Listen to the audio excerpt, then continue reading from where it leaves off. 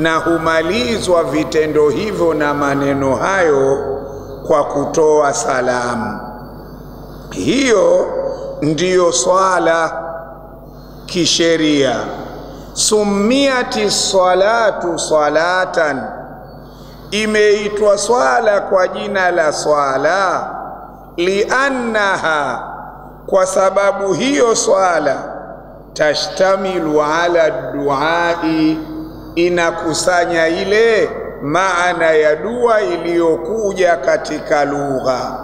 Wali annahu, na kwa sababu ile dua, aljuz'ul ghalibu, ndiyo sehemu iliyoshinda na sehemu kubwa, fiha, ndani ya swala.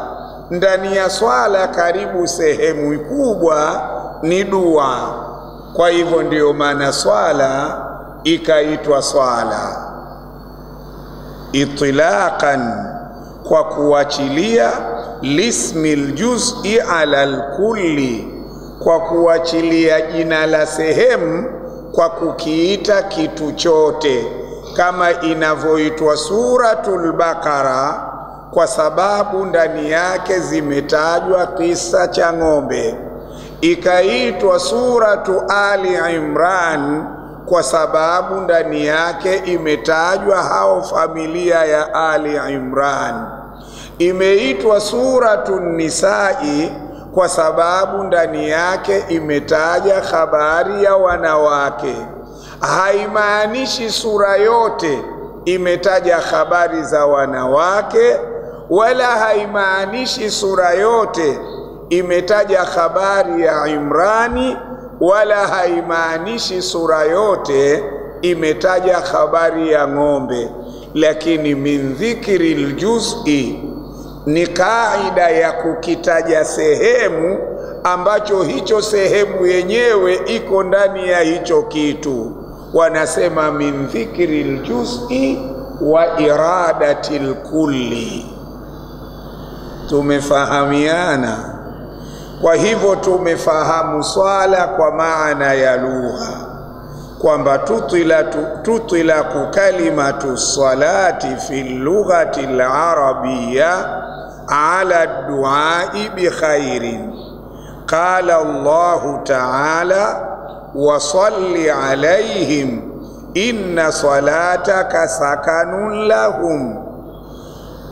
Haya maneno yamekuja katika surati Tauba aya ya 103 kwa tafsiri ud'u Allah lahum bil maghfira, muombe Mwenyezi Mungu, uwaombee wale watu ambao umekusanya zaka kutoka kwao, uwaombee msamaha.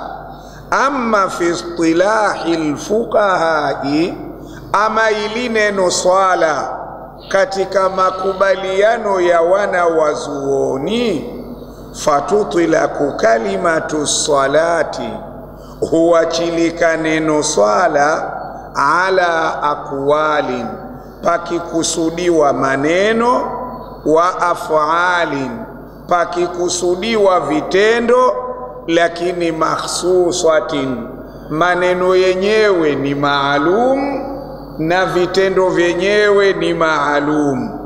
Vitendo na maneno hayo tuftatahu bitakbir, hufunguliwa kwa takbiratul ihram, wa tukhtatamu bitaslim, na uhitimishwa kwa kutolewa salamu. Summiati salatu, hiyo imeondoshwa hapo. Summiati salatu, imeitwa swala salatan, imeitwa swala kwa jina la swala, liannaha, kwa sababu hii swala, tashtamilu ala duai, inakusanya nini? Dua, au imeshikamana na dua. Waliannahu aljuz'ul ghalibu fiha, na kwa kuwa ile dua ndani ya swala ndiyo imechukua sehemu kubwa, na kwa maana hiyo ndiyo swala nayo ikaitwa swala. kwa sababu ndani ya swala sehemu kubwa ni dua, na swala kwa lugha ya Kiarabu maana yake ni dua. Tumefahamu kullu hizbin bima ladaihim, usishughulike, kila watu kwa kile chao huwa wanafurahi. Shafahamu, usishughulike wewe.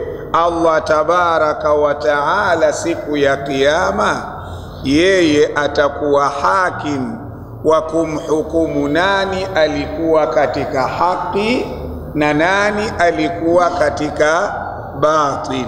Maneno hayo yameingia kwa mnasaba wa msafara uliopita. Tunarudi katika darasa letu. Kwa hivyo swala imeitwa swala kwa sababu gani?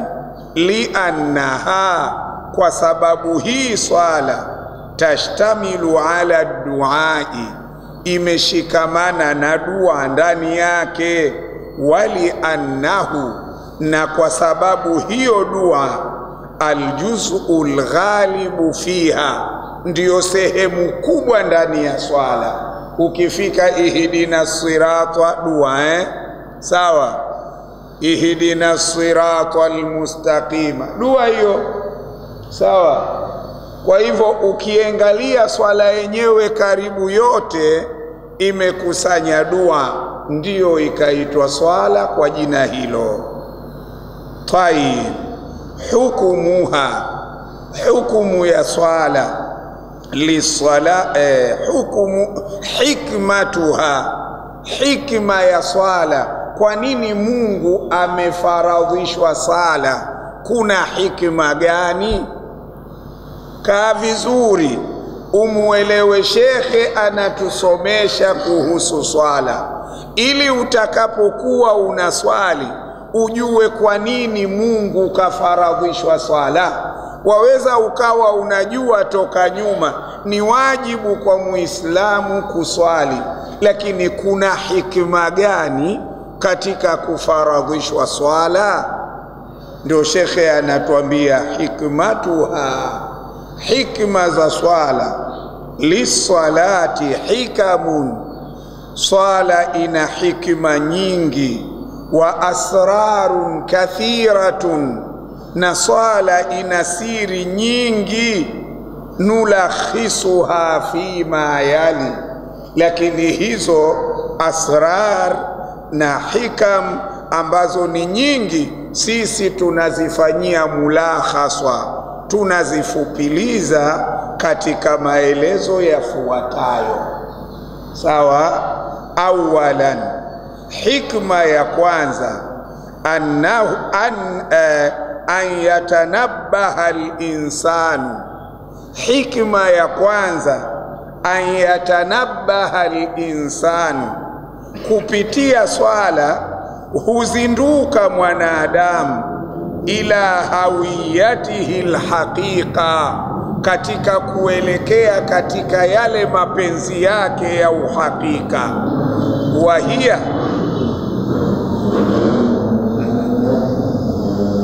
Wahia, na hayo mapenzi ya uhakika, annahu abdun, anatambua kwamba yeye mwanadamu abdun, ni mtumwa, mamlukun, aliyemilikiwa lillahi azza wa jalla. Hii hikma ya kwanza ikufahamishe wewe kwa kuamrishwa kuswali ujitambue kwamba wewe ni abdun, ni mtumwa, tena sio mtumwa uliokuwa huru, mamlukun, wewe unamilikiwa na Mwenyezi Mungu Subhanahu wa Ta'ala. Kwa hivyo swala imeletwa ikukumbushe katika hizi swala tano, kila wakati utakapofika wakati wa swala fulani, ile swala ikikumbushe baba hauko huru. Shafahamu, anakuita bwana wako. Hiyo hikma ya kwanza, kwamba swala ikukumbushe kila wakati wa swala unapokuja kwamba wewe ni abdun mamlukun lillahi azza wa jalla. Hiyo ni moja katika hikima zake. Thumma ndiyo an yadhilla, uyo mja huyo aendelee mutadhakiran laha, kuwa mwenye kuikumbuka swala, bihaithu kullama anisatuhu mashaghilu dunia, kwa namna ambayo kila anaposahaulishwa huyo mtumwa mashaghilu dunia, na mishughuliko ya dunia, wa alaqatuhu, na mafungamano yale ya dunia, bil akharina, yanayokufungamanisha na watu wengine, dunia ikawa imekuzoza, hadhihi alhaqiqa, yakakusahaulisha na uhakika huu, jaati salatu, hapo ndio unakuja wakati wa swala, fadhakaratuhu, ukamkumbusha huyo mja, min jadidin, kwa mara nyingine mpya, bi annahu abdun mamlukun lillahi azza wa jalla. Si unakwenda mkutanoni, si una harusi ya mwanao, hii si mambo ya kidunia. Dunia si imekuchukua, si una biashara zako. Inaweza ukawa umesahau, pakisemwa Allahu akbar, Allahu akbar, swala inakuja kukukumbusha pamoja na haya unayoyafanya, lakini wewe abdun mamlukun lillahi azza wa jalla, wewe ni mtumwa mmilikiwa tena wa Mwenyezi Mungu, anakuita wende ukamtumikie hivi sasa. Sijui hapo tumeelewa au nirudi tena? Awalan, hikma ya kwanza an yatanabbaha al-insanu, hikma ya kwanza ni kupata kuzinduka mwanadamu.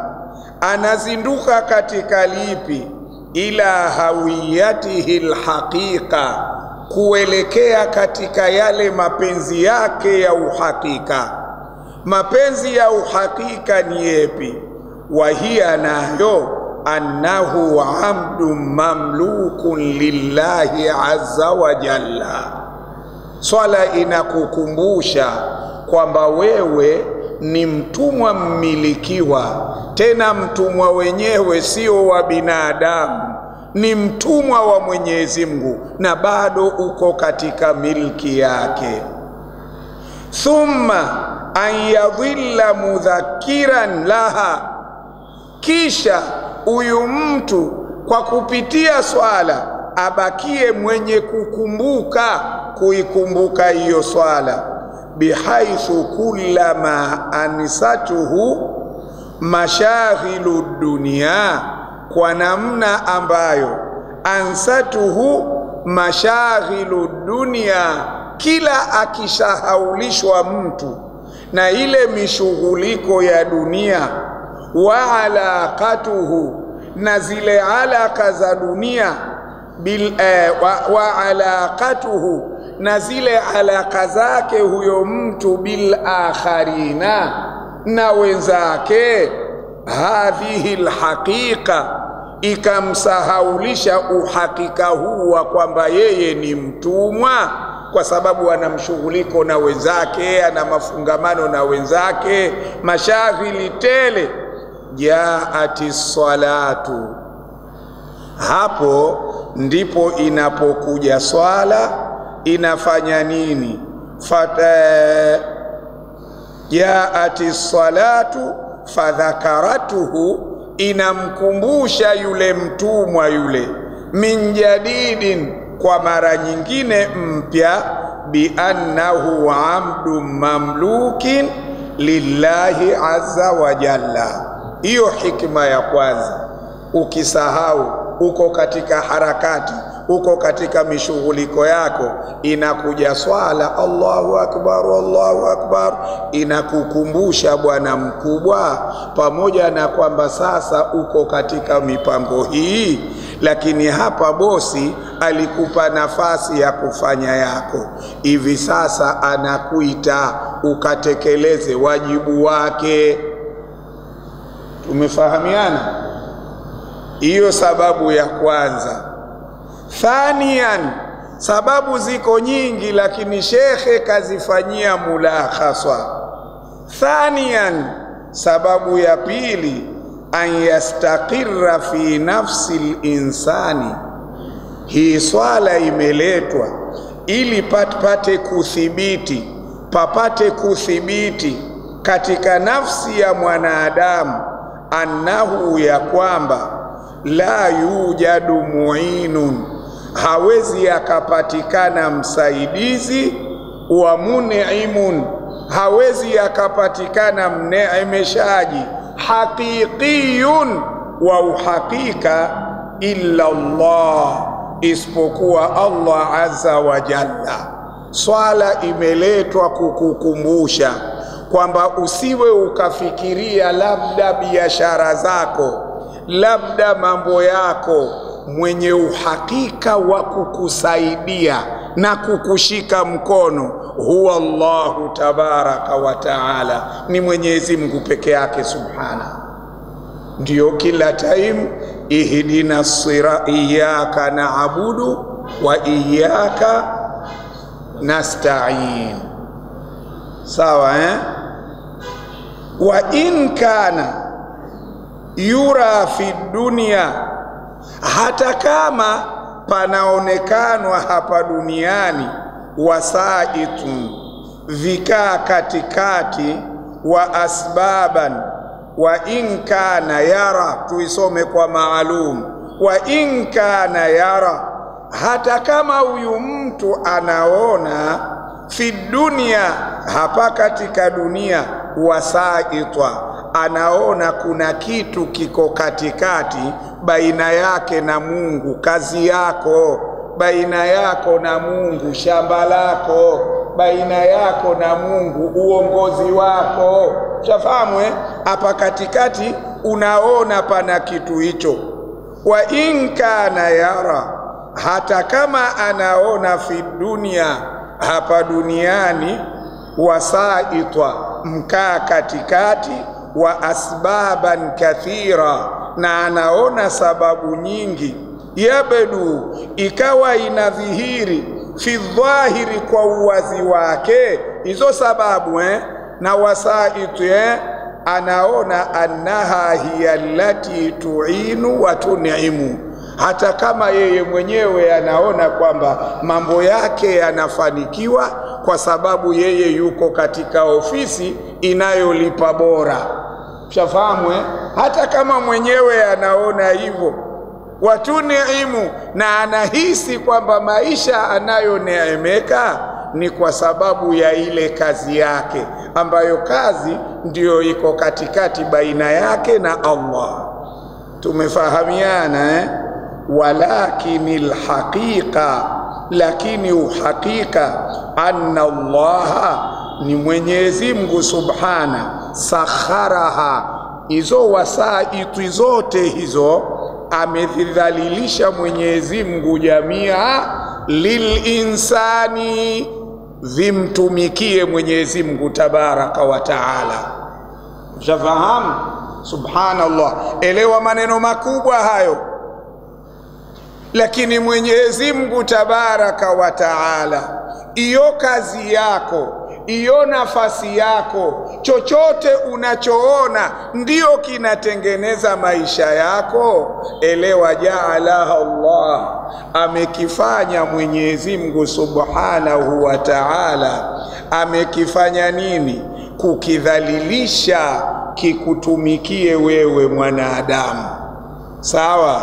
Hivyo basi, fakullama ghafala al-insanu, kila mwanadamu anapoghafilika, akadhani cheo chake, akadhani biashara zake, akadhani watu wake, wastarhala, akajiachilia na kujipeleka ma'al wasaiti dunyawiya dhahira, pamoja na vile vikakati vya kilimwengu vya wazi.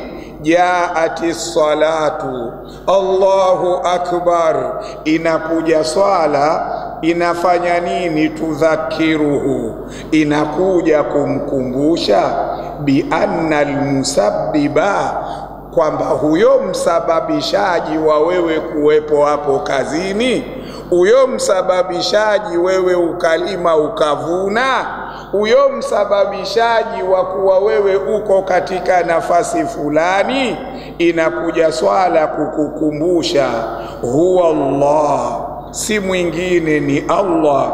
Fahuwa wahdahu, yeye Allah peke yake. Almuin, yeye ndiyo mwenye kusaidia, yeye peke yake. Almun'im, yeye ndiyo mwenye kuneemesha, yeye peke yake. Allahu, ndiyo mwenye kuleta madhara, yeye peke yake. Annafi'u, yeye ndiyo mwenye kuleta manfaa, yeye peke yake. Almuhyi, ndiyo anayeleta uhai. Walmumitu, na yeye ndiyo anayefisha. Utakumbushwa haya na ibada ya swala. Kaileta Mungu ikukumbushe haya kama huyajui. Umefahamu? Kama unafikiri mambo yako yanakwenda kwa mipango yako, kama unafikiri mambo yako yanakwenda kwa cheo chako, kwa mali yako, kwa madaraka yako, kwa ulinzi wako, swala inakuja kukwambia si lolote, si chochote vitu hivyo, bali Allah tabaraka wa taala huwa alhaqiqiyu almun'imu, huwa alhaqiqiyu almu'inu, huwa alhaqiqiyu Allahu annafi'u almuhyi almumitu. Hiyo ndiyo hikma ya kuletwa ibada ya swala. Kwa hivyo kama akili zako ziko sawa sawa, kumbe unaweza ukakaa ukasema alhamdulillah kwa kunijaalia Mwenyezi Mungu kutekeleza ibada ya swala. Lakini hiyo ibada ya swala iwe inakukumbusha haya, ndio itakuwa ibada ya swala, wewe umeifahamu. Tumeelewana hapo? Turudi tena cha pili. Thaniyan, hikma ya pili, an yastaqirra fi nafsi linsani, ithibiti katika nafsi ya mwanadamu. Ithibiti nini?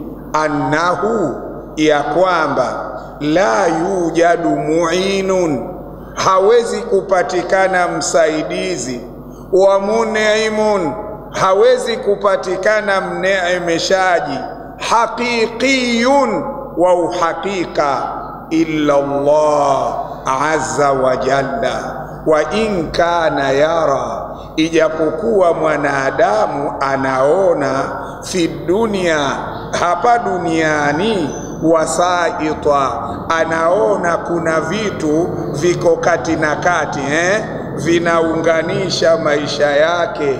Wa asbaban kathira, anaona ziko sababu nyingi zinazoleta mafanikio katika maisha yake.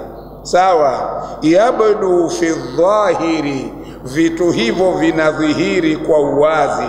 Annaha, kwamba hivyo vitu hivyo, wasaitu hizo na asbabu, hiya allati tu'inu wa tun'imu, kwamba hivyo ndivyo vinavyotoa msaada na hivyo ndivyo vinavyoneemesha. Mwanadamu huona hivyo, Hilo ndivyo alivyo mwanadamu. Mwanadamu anaona vitu hivi ndio vinavyomsaidia. Tunafahamiana hapo? Anaona hivyo. Tayib, walakinil haqiqa, lakini uhakika wa mambo, anna Allah, ni Mwenyezi Mungu, sakharaha jamia, vyote hivyo amevidhalilisha Mwenyezi Mungu subhana lilinsani, kuvidhalilisha vimtumikie mwanadamu.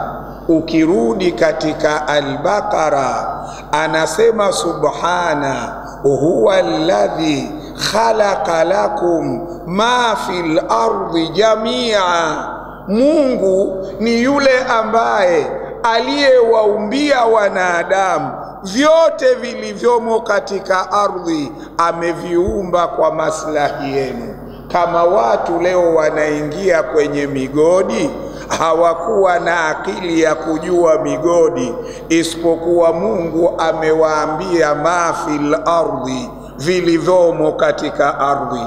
Kama leo watu wanatoa petroli katika bahari, wanatoa gesi leo, wanatoa wanavyotoa, elewa hivyo vyote amevidhalilisha Mwenyezi Mungu vimtumikie mwanadamu. Kwa hivyo mwanadamu kiuhakika hakuna kitu cha kumneemesha, hakuna kitu cha kumsaidia, hakuna kitu cha kumdhuru, hakuna kitu cha kumnufaisha isipokuwa Allah tabaraka wa taala. Tumefahamiana hapo Tayeb. Sasa ikiwa mwanadamu anahisi kwamba busara zake na hikma zake ndio zinazomsaidia, Allah anatuambia sio hivyo. Fakullama ghafala al-insanu, kila mwanadamu anapoghafilika akadhania mipango yake ndio inanyosha mambo, wastarsala, akaenda sambamba au akajipeleka ma'al wasaiti dunyawiya dhahira, pamoja na vile viunganishi au vikaakati vya kidunia vya dhahir, ikiwa ameelekea huko, jaati salatu, inakuja swala Waislamu, tudhakiruhu, inamkumbusha mwanadamu bi anna almusabbiba, mambo yako yote kama yamefanikiwa, aliyesababisha kufanikiwa kwake huwa Allah. Kinachokuja kukukumbusha hivyo ni swala. Kwa hivyo mtu asiyeswali hawezi kuwa na habari hizi, na ndiyo maana mara utamuona kwa mpiga bao, mara kabandika lihirizi, kwa sababu anaona mipango yake ndiyo inayomfikisha katika maendeleo yake. Umefahamu maalim? Tuko pamoja? Naomba tuhudhurie, shekhe katupa ilmu kubwa hapo. Kila mmoja wetu ajue kwa nini Mungu katuamrisha kuswali, hikma yake nini. Tayib, anaendelea kusema huwa Allahu fahuwa wahdahu almu'inu fahuwa wahdahu almun'imu fahuwa wahdahu aldaru fahuwa wahdahu alnafi'u fahuwa wahdahu almuhyi walmumit. Ni yeye peke yake Allah tabaraka wa taala. Thalithan, hikma ya tatu, kwa nini tuswali? Kwa nini Mungu kaleta swala? Anasema an yattakhidha al-insanu minha sa'ata taubatin. Allah tabaraka wa taala amemletea mwanadamu ibada ya swala ili huyu mwanadamu aifanye hii swala wakati wake utakapofika iwe sa'ata taubatin, ni wakati wa kutubia kutokana na dhambi alizozifanya baina ya magharib na kufika Isha. Ikifika wakati wa Isha, Allah amekuwekea wakati huo utubie kutokana na madhambi yaliyotokea baina ya magharibi na Isha.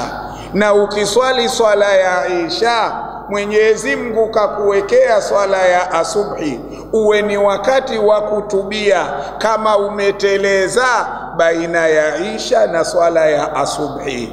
Ukiswali swala ya asubhi, unakwenda sokoni huku na kule, macho yanaona mengi, Mungu kakuwekea dhuhuri, wakati huu uje kutubia yale uliyoyateleza baina ya asubhi na dhuhuri, kadhalika dhuhuri na alasiri. Hikma ya ngapi hiyo? Ya 3. Aliye na kitabu hizo hikma azihifadhi, aliyekuwa hana kitabu hizo hikma azihifadhi.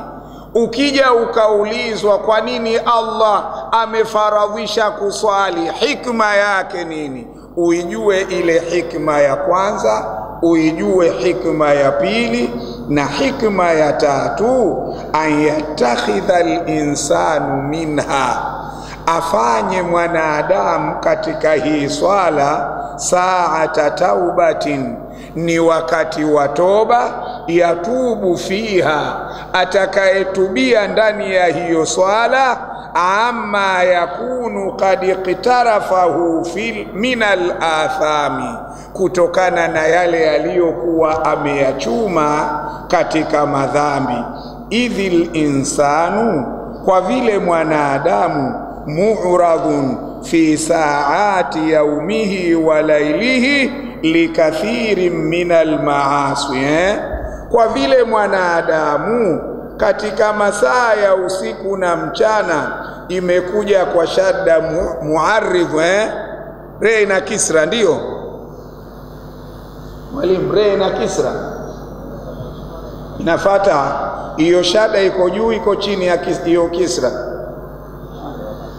muarradh.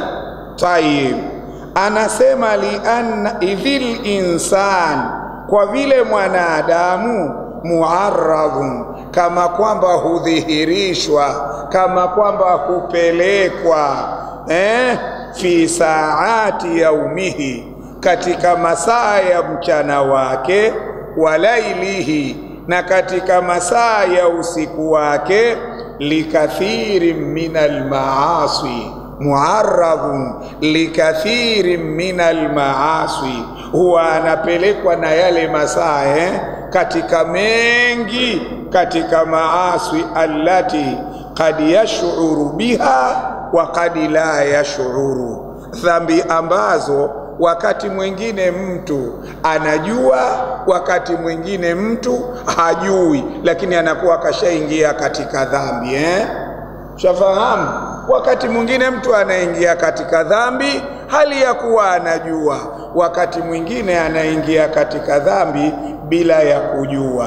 Fatakunu salatuhu, itakuwa swala yake, almutakarriratu, yenye kurejea rejea, dhuhuri hiyo, lasiri hiyo, magharibi hiyo, isha hiyo, subhi hiyo, baina alhin wal akhar, baina ya wakati na mwingine, inakuja swala. Faida yake nini? Hikma yake nini? Tathiran lahu, inakuja kumtaharisha mswaliji yule, min tilka almaasi wal auzar, kutokana na yale maasi na madhambi, swala inakuja kumtakasa. Tunafahamiana? Swala inakuja kumtakasa.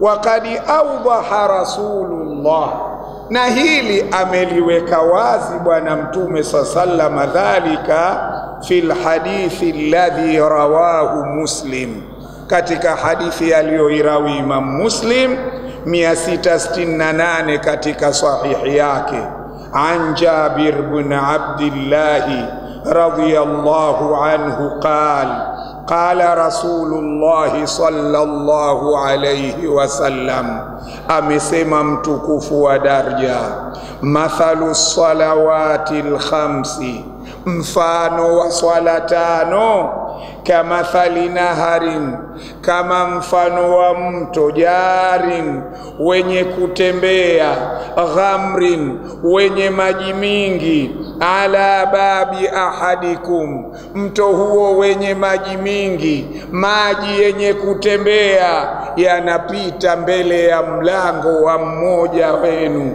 yanapita mbele ya mlango wa mmoja wenu, kama kwamba kila mtu nyumbani kwake kuna mto unapita mbele ya nyumba yake. Sasa huyu mwenye nyumba yaghtasilu minhu kulla yaumin, akawa anakoga huyu mtu katika kila siku 5 maratin, anakoga mara 5.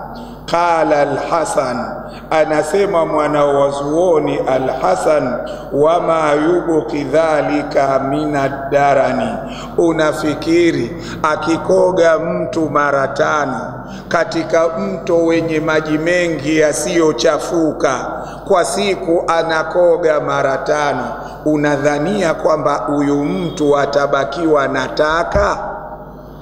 Jawabu lake linakuwaje? Hawezi kubakiwa na taka Basi mtu anayeswali swala 5, maana yake na yeye akizikamilisha swala 5, huyu mtu siku hiyo habakiwi na dhambi. Hiyo ndiyo hikma ya kuletwa ibada ya swala.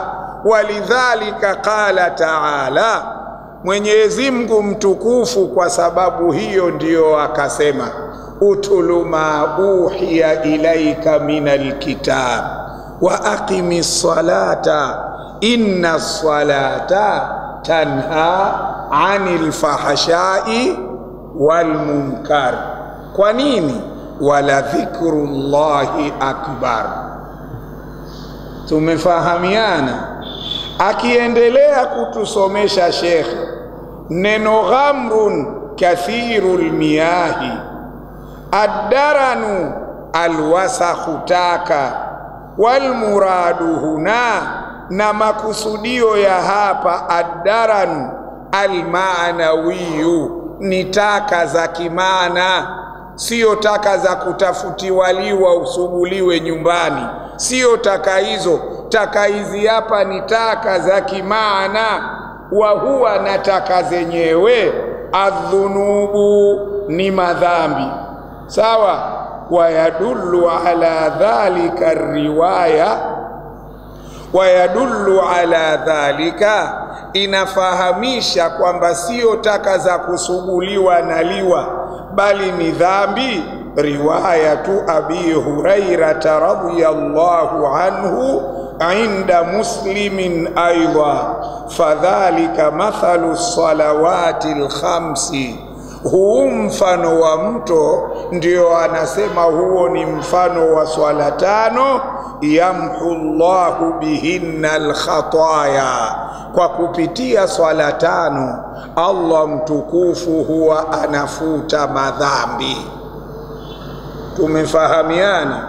Kwa hivyo swala miongoni mwa hikima zake, Allah tabaraka wa taala anataka kuwafutia madhambi watumwa wake. Kwa hivyo ndio anataka katika kila wakati wa swala akukute katika swala, ili apate kukufutia dhambi zile ambazo imma umezifanya kwa kukusudia au ulizifanya kwa bahati mbaya. Allah tabaraka wa taala yuko tayari kukusamehe. Kwa hivyo ufanye wakati wa swala kuwa ni wakati wa tauba. Sawa?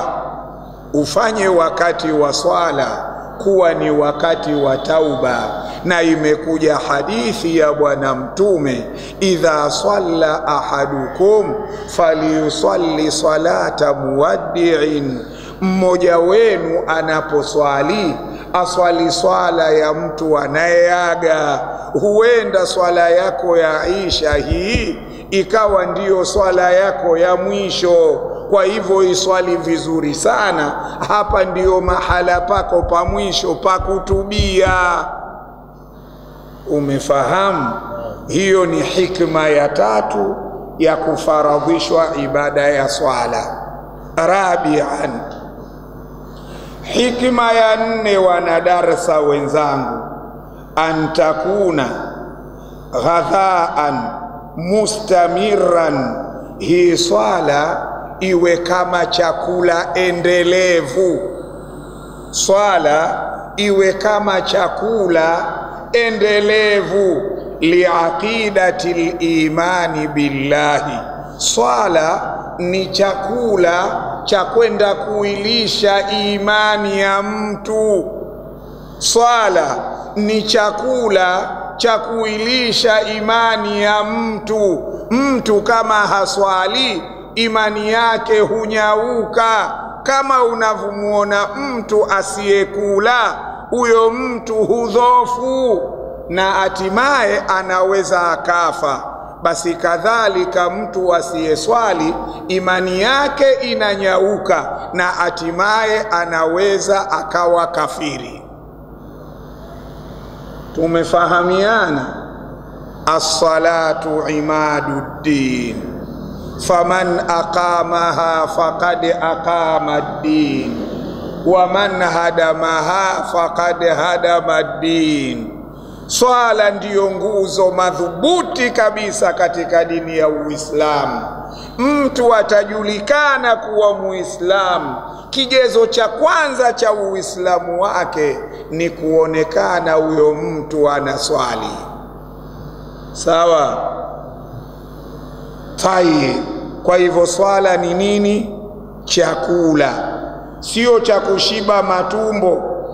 Chakula mustamirran, chenye kuendelea, liaqidatil imani billahi, kwa ile akida ya kumuamini Allah tabaraka wa taala, fi qalbihi, ambayo imani iko katika moyo wake huyo mtu.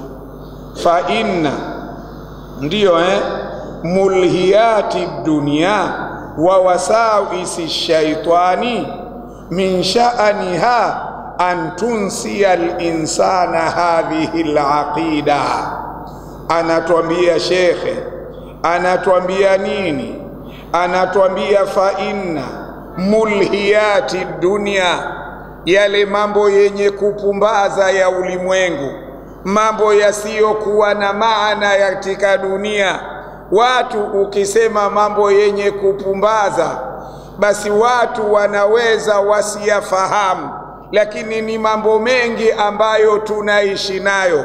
Miongoni mwao Simba na Yanga ni mambo yenye kupumbaza, ni mambo ya watu yanayowatoa katika udugu wao, ni mambo yanayowatoa katika imani zao, ni watu yanawatoa katika Uislamu wao, ni mambo yasiyokuwa na maana, lakini ndiyo mambo yanayotoa kipaumbele kabisa katika dunia hii. Yanga na Simba, timu zingine ujamaa wasindikizaji tu, ushafahamu bwana, hazina mpango wote. Ujamaa sijui Mwembeladu, timu ya Likuniki, umefahamu? Hizo zote ni wasindikizaji tu. Lakini Simba na Yanga, watu wanauana kwa ajili ya Simba na Yanga. Watu hawaozeshani kwa ajili ya Simba na Yanga. Watu hawauziani kwa ajili ya Simba na Yanga. Na mtu yuko tayari hata kuua, lakini Simba ishinde au Yanga ishinde. Usiingie katika upumbavu huo. Ushafahamu? Tayeb.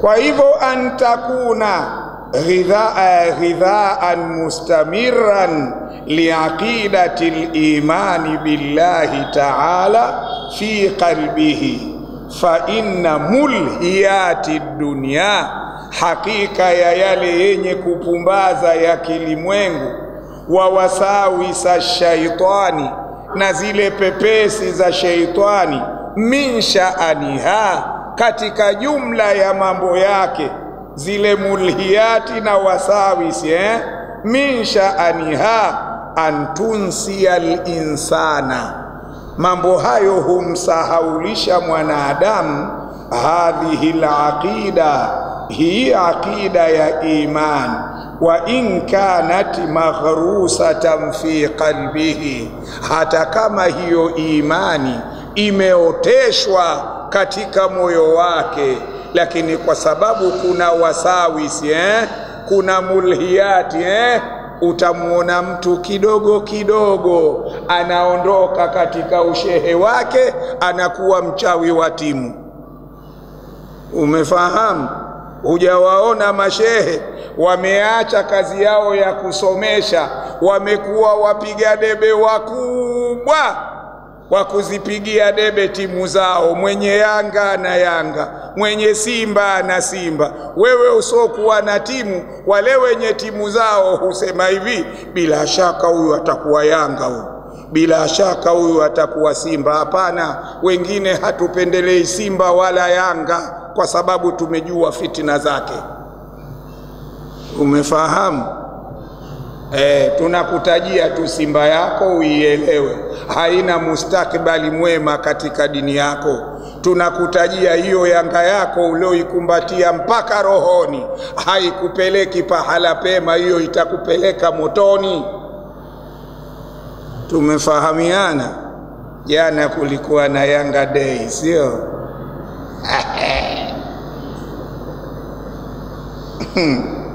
Siku ya Kiyama, yani kuna watu, Mungu atuhifadhi, watakwenda kutiwa motoni kwa mambo ya kipumbavu sana. Mambo yenyewe yanawatia motoni, hata hapa duniani hayakuwasaidia angalau wapate mchuzi mwekundu. Walikuwamo tu katika jahazi la kwenda ile inaitwa Pasaka Dar es Salaam, kuna Yanga huko. Umefahamu bwana? Yani hana chochote, hasara kara yeye, na motoni anakwenda yeye. Umeona? Huo ndio msiba mkubwa. Hatusemi afadhali, lakini angalau lile jitu hapa lililokula ovyo likala likafajaje likenda likachomwa huko, afadhali hilo, tuseme hivyo. Lakini wewe huna chochote, alafu ukachomwe moto wa Jahannam, ukiuliza ulikuwa tu mpenzi wa Yanga au Simba. Faya subhanallah, innal khasirina alladhina khasiru anfusahum wa ahlihim yawmal qiyamah. Hao ndio waliokula hasara, ndugu zangu. Subhanallah, Mungu atuhifadhi. Wa in kanat, ijapokuwa ile imani, maghrusatan fi qalbihi, fa idha stamarra fi nisyanihi. Pashike hapo imani ushakuwa nayo, lakini utakapokuwa na uendelevu wa kuisahau ile imani, bisababi nsirafihi ila dhajijil ahawai, kwa sababu ya kwenda kwake mbio katika nini, yale mazogo ya matamanio, washahawati na matamanio, wal asdiqai, na kufata mkumbo wa marafiki. Sawa? Wal asdiqai, tahawala nisyan, hubadilika kule kusahau, ila juhudin wa inkarin, anafika mtu sasa anakanusha na kupinga.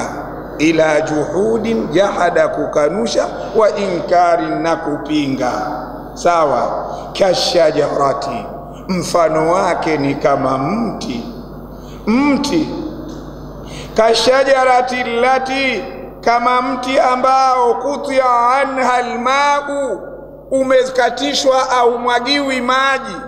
Kama mti ambao umekatishwa haumwagiliwi maji, inakuwaje? Tabudhulu, ule mti hunyanyuka,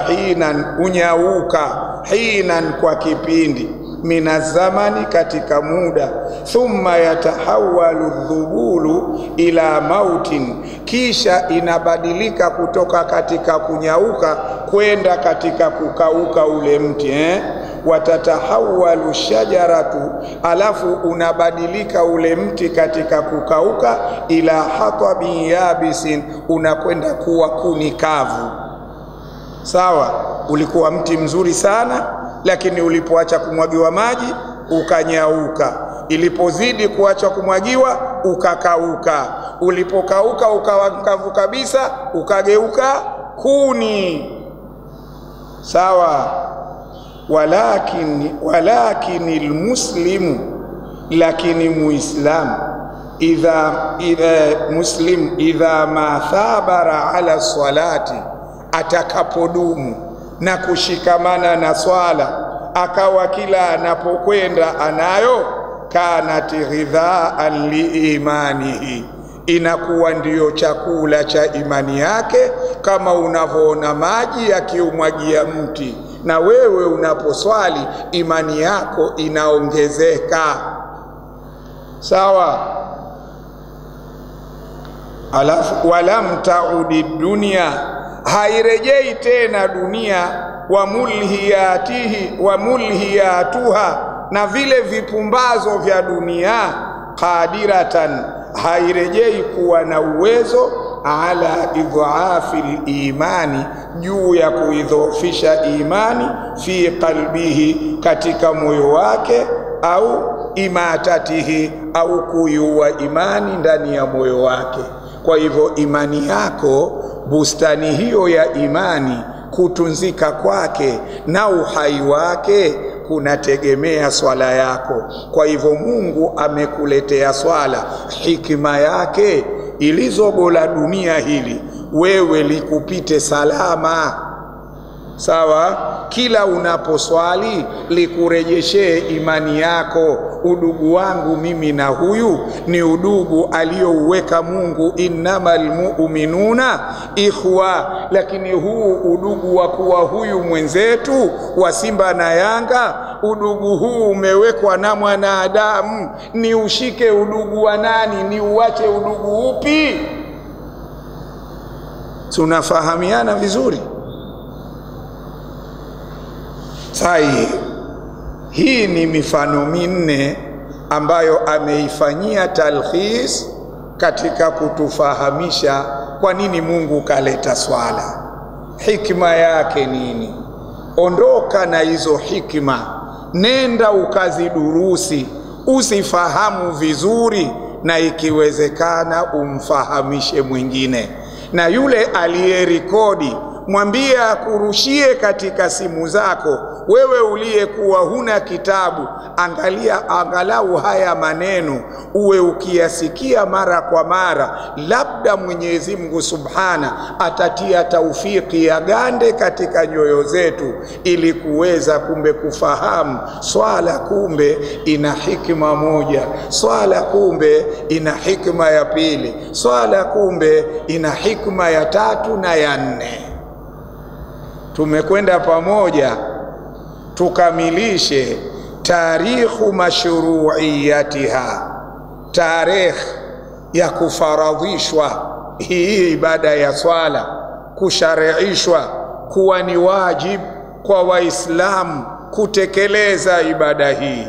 As-salatu, shekhe anasema swala, eleweni, minal ibadati alqadima, ni katika ibada za zamani, sio imekuja tu kwa ummati Muhammad, ni katika ibada za zamani sana.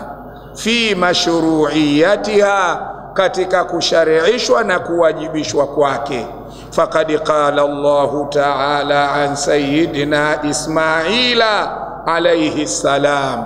Ismail anasema nini? Allah anasema wa kana yaamuru ahlahu bisalati. Ismaila alikuwa anawaamrisha watu wake ibada ya swala. Ahlahu hapa sio watoto wake Nabii Allah Ismaila peke yao.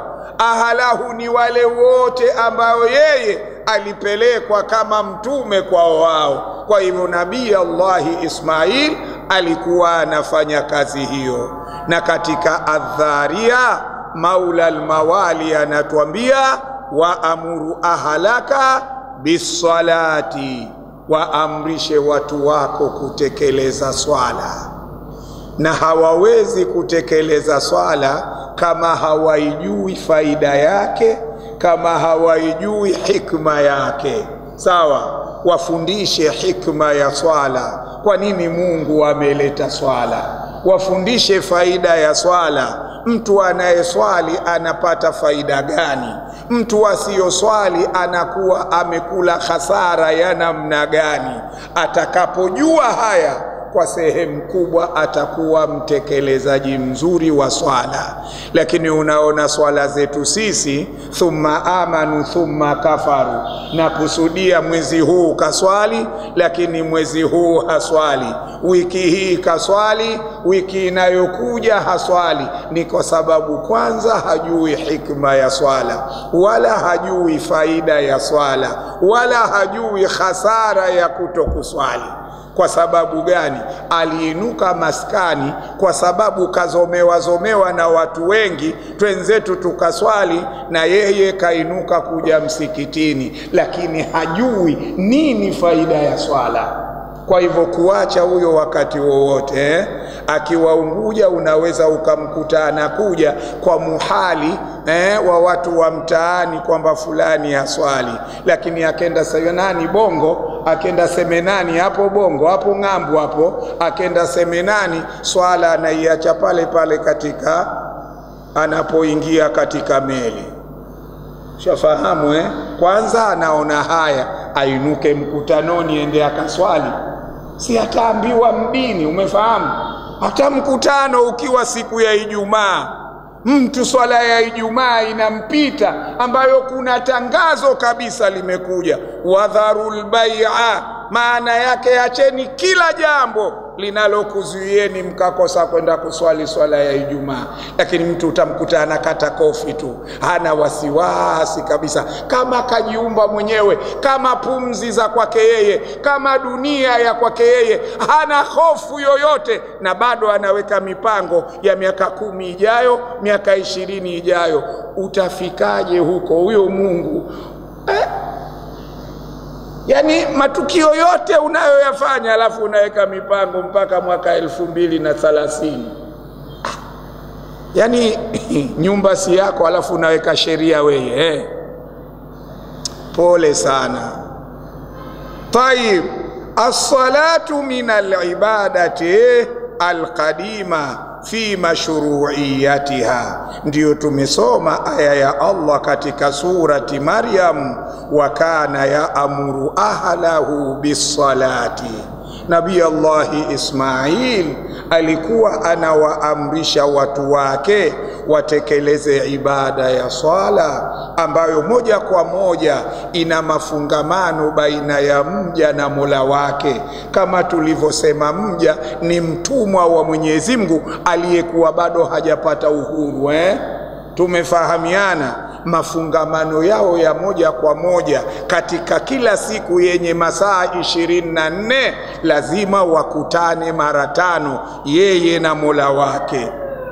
Lakini jambo la pili, wa zakati, akawa anaamrisha toeni zaka watu wake. Zaka inatengeneza mahusiano mema baina ya walionacho na wasiokuwa nacho. Wasiokuwa nacho wanapopokea zaka huona mali ya matajiri na wao inawahusu. Kwa hivyo inapotokea mali hile kuharibika au kufatwa na tatizo, hukimbilia haraka maskini kwenda kuiokoa ile mali ya tajiri. Lakini leo hebu angusha bunda la mapesa hapo, uwaone maskini watakavonyang'anyiana. Sio wakurejeshe, wananyang'anyiana, mtu anapotea na anakwenda kutangaza kabisa, leo riziki yangu bwana, nami riziki yako hizi pesa za haramu. Umefahamu?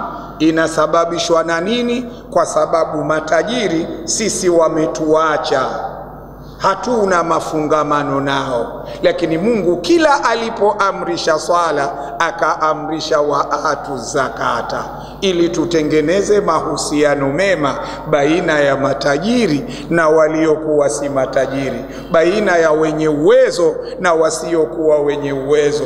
Alal asafi shadidi, matajiri leo na wale wenye vyeo vyao wametuacha mbali mno. Ushafahamu mbali kabisa. Sijui mie hushangaa, mie nikuulizeni, ili tajiri awe tajiri akijenga jumba lake la ghorofa 20, ushafahamu hapa pembekezoni pake mpaka kufika Fuoni au Tunguu kusiwe na hivi vijumba vya mgongo, vikiwepo vijumba vya mgongo, lile ghorofa linaporomoka thamani yake sawa sawa na kwenda kujenga ghorofa kwetu kwa rara. Ushafahamu haliwi na thamani kwa sababu limejengwa si mahala pake. Kwa hivyo na tajiri atakapokuwa peke yake yuko kule, alafu huku chini viko vijitu vinyonge, ule utajiri wake hauna maana yoyote. Ushafahamu? Na ndio maana Bwana Mtume walipomtaka makafiri wa Maka wamuweke mbali na wale maskini wanyonge akina Bilali na wengine, Mungu alimtuma Jibril haraka kabisa asije kuondosha mafungamano yake na wale watu wanyonge. Na kwa maana hiyo, kumbe wale viongozi wale wanatakiwa wawe karibu sana na sisi walala hoi. Shida zetu watutatulie, mambo yetu watuulize, watufate mitaani mwetu, tuna shida gani? Si ndio Mtume alivyokuwa? Sawa, laqad ja'akum rasulun min anfusikum azizun alayhi ma anitum. Shida zenu zinampa tabu sana Bwana Mtume. Harisun alaikum, anapupa mpate mafanikio yenu. Huyu ndiyo kiongozi wetu. Mtume Muhammad ndiyo tulioambiwa kiongozi yoyote amuige huyo, awe harisun alaina, awe anapata tabu kwa kutuangalia sisi. Mshafahamu? Ama mimi siwezi kumwambia Mwenyezi Mungu akanitihani, lakini mimi namwambia Mwenyezi Mungu, kama utajiri yenyewe wa kujifakharia peke yangu, ndugu zangu Waislamu wenzangu ikawa hawatapata chochote katika utajiri wangu, haki zao za zaka sitoi, sadaka sitoi, na kuomba ya Allah katika hadhara hii, mie utajiri huo usinipe. Shafahamu Sinipe. Watu hupiga kelele wanataka waongezewe mishahara wao, lakini kuna watu kule wana mshahara akenda kununua tungule umekwisha. Mshafahamu? Sisi na Uislamu ya Rabbi baina samai wal ardhi.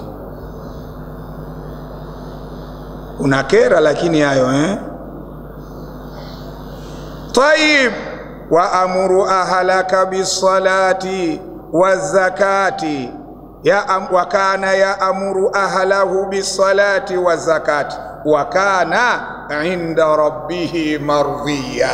Anasema Mwenyezi Mungu, kwa sababu hiyo, wakana akawa, kwa sababu hiyo, inda rabbihi mardhiya, mbele za Mola wake akawa Ismail ni mja mwenye kuridhiwa.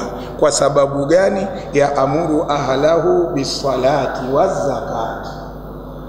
Sawa, ikawa sababu ya kupata nini? Radhi za Mwenyezi Mungu. Tayyib, fakadi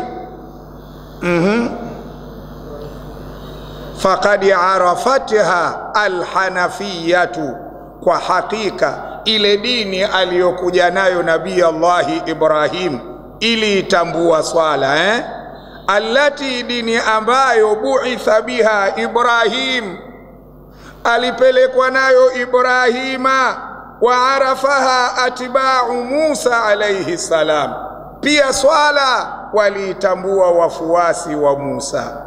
Qala ta'ala ala lisani Isa alayhi salam. Hizi aya zinakufahamisha ibada ya swala ni ibada ya zamani sio imeanza kwa ummati Muhammad. Wa awsani bisalati wazakati ma dumtu hayya. Isa pale alipotoka kuzaliwa kabebwa na mama yake, watu wakamuuliza anna laki hadha, haikuja aya hiyo. Wakamuuliza, mtoto umempata wapi? Mariamu, hujaolewa, alafu kama umefanya uchafu, ma kana abuki mraa sauin wa ma kanati ummuki baghia. Wakati mwingine huwa tunashangaa sana, toto korofi sana hili. Hebu funua kurasa zako kwanza we baba, ushafahamu uziangalie korosi zako we mwenyewe huko. Huyo mama yake huyo mtoto wenyewe huku kamatiwa, ushafahamu? Wale Mayahudi pamoja na ukorofi wao wanasema kumwambia Maryam, hili suala limewezekanaje? Wewe sio mtoto wa kuokota, wewe ni mwenye asili njema. Ma kanati abuki mraa sauin wa ma kanati ummuki, ma kana abuki mraa sauin wa ma kanati ummuki baghia. Kwa hivyo watoto wetu wanaturithi sisi. Kama ulikamatiwa atakamatiwa, kama ulizaa nje ya ndoa atazaa, huna kinga. Shafahamu? Na ukitaka kufanya bahthi, fanya bahthi. Wale wote waliozaliwa nje ya ndoa 98% wamezaa nje ya ndoa. Kwa nini? Wamerithi usidhani mtoto anarithi sura tu hivyo. Huyu sura yake huyu kama mama yake, huyu kama bibi yake, huyu kama mjomba wake, na tabia hivyo hivyo. Ukimwona mtoto mkorofi, rudi humo katika familia yako. Hapa bwana mzee fulani. Wa auswani bisalati. Kwa hivyo Nabii Allah Isa wakati anajielezea akasema, inni Abdullah atani alkitaba waja'alani nabiyya waja'alani, ndio akaeleza mengi, lakini akasema wa auswani bisalati wa zakati. Unaiona zaka madumtu hayya. Wa indama bu'itha nabiyuna Muhammadun, na alipopelekwa mtume wetu Muhammadi, kana yusalli rak'ataini, kabla ya kufaradhishiwa swala 5 alikuwa anaswali rakaa 2, kula sabahin, kila asubuhi, wa yusalli rak'ataini kula masain, kila jioni.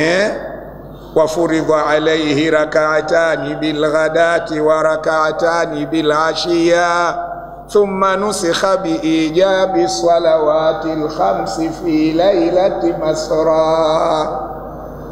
Shafahamu Bwana Wasira anatuandikia hivyo katika barazanji yake. Thumma nusikha biijabi salawati al-5, ili faradhishwa lini? Fi lailati masrahu, katika usiku waliopelekwa Israeli. Wa huma almaqsudatani, na hizi ndio zilizokusudiwa biqauli llahi ta'ala, kwa ile kauli ya Mwenyezi Mungu, khitaban linabiyihi sallallahu alayhi wasallam, akimneneza mtume wake akimwambia, wasabbih bihamdi rabbika bilashi, swali kwa kumhimidi Mola wako, kwa kumtukuza Mola wako, kwa kumheshimu Mola wako, bila ashii, wakati wa jioni, wal ibkar, na wakati wa asubuhi. Hizi zilikuwa rakaa 2 zilizofaradhishwa kabla ya bwana mtume kufaradhishiwa swala 5 ambazo zinatokana na swala 50. Hapa insha Allah kwa fadhila zake Allah tutasimama tukimuomba Allah subhanahu wa ta'ala haya tuliyoyasoma ayaoteshe ndani ya nyoyo zetu, haya tuliyoyasoma yanawiri ndani ya nyoyo zetu, haya tuliyoyasoma yazae matunda, tufaidike katika dunia na akhera yetu. Tunakuomba ya Allah, anta rabbuna wa rabbu kulli shay'in, khaliqus samawati wal ardi, rabbul arshil karim. Ya Allah, nas'aluka ridhaka wal janna wa na'udhu bika min sakhatika wan nar. Nas'aluka ridhaka wal janna وما قرب إليها من قول أو عمل ونعوذ بك من النار وما قرب إليها من قول أو عمل واغفر لنا ولإخواننا الذين سبقونا بالإيمان ولا تجعل في قلوبنا غلا للذين آمنوا ربنا إنك رؤوف رحيم. وصلى الله على سيدنا محمد وعلى آله وصحبه وسلم والحمد لله رب العالمين.